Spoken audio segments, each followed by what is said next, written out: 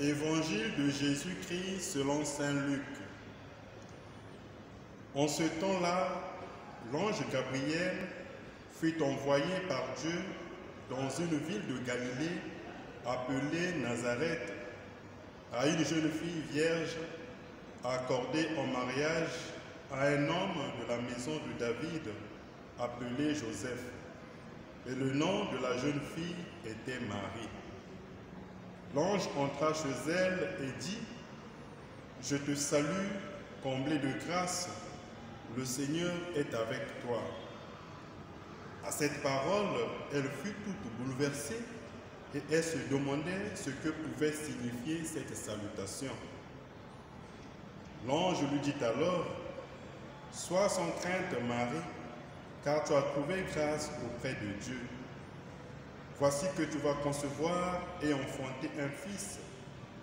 Tu lui donneras le nom de Jésus. Il sera grand, il sera appelé Fils du Très-Haut. Le Seigneur Dieu lui donnera le trône de David, son père.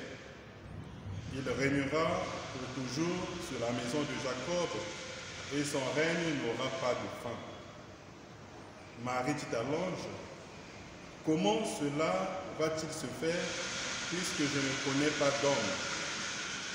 L'ange lui répondit : « L'Esprit Saint viendra sur toi, et la puissance du Très-Haut te prendra sous son ombre.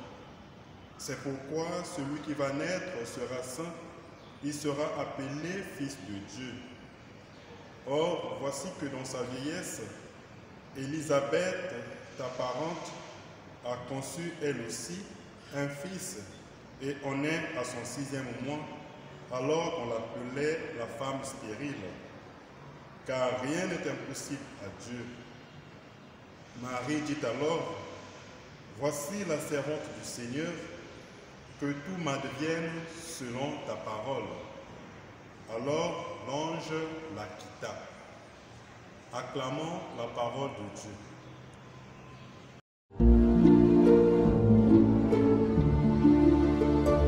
Voici que la Vierge concevra, elle enfantera pour nous un fils, on l'appellera Emmanuel, Dieu avec nous.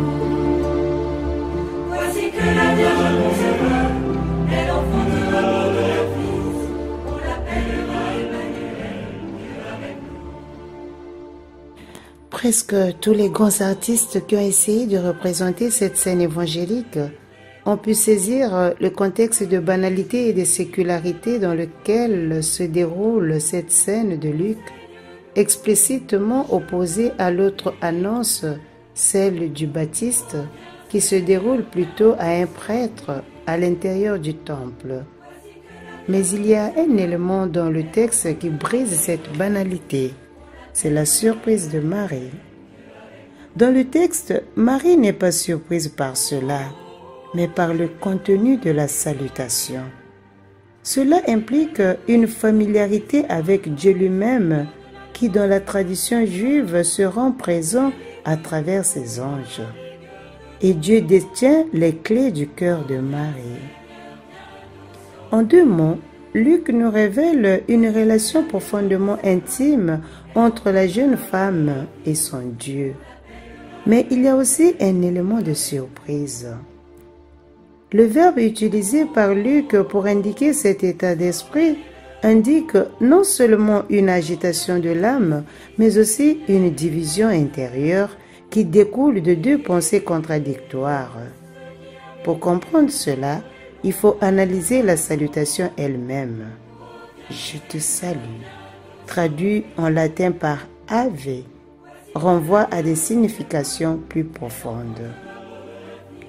Nous devons plutôt nous arrêter à ce qui reste, c'est-à-dire à ce que nous traduisons par « pleine de grâce », mais qui, dans l'original, sonne comme « vous avez été bénis par un don spécial d'amour », au point qu'aujourd'hui, vous en verrez des fruits. Voici la raison donc de cette surprise.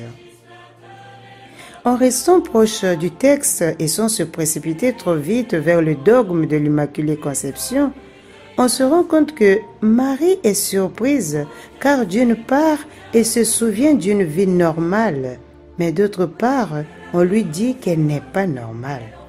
Voici les deux pensées contradictoires. Si on marie cette histoire paradoxale entre normal et extraordinaire avait un sens précis, il est vrai que cette annonce est également valable pour tous les membres de l'Église. L'Esprit Saint est habitué à agir dans ce qui, à nos yeux, semble ordinaire, en sortant des limites d'une expérience personnelle vers une portée universelle. Cela signifie que le mot ordinaire ou normal n'est qu'une illusion d'optique liée à la limitation de notre vision, mais qui n'a pas sa place en Dieu et dans l'expérience authentiquement chrétienne. Prions donc le Seigneur afin que le fiat de Marie continue à être une source de joie et de salut pour notre humanité, spécialement en ce moment de pandémie de Covid-19. Bon dimanche à tous.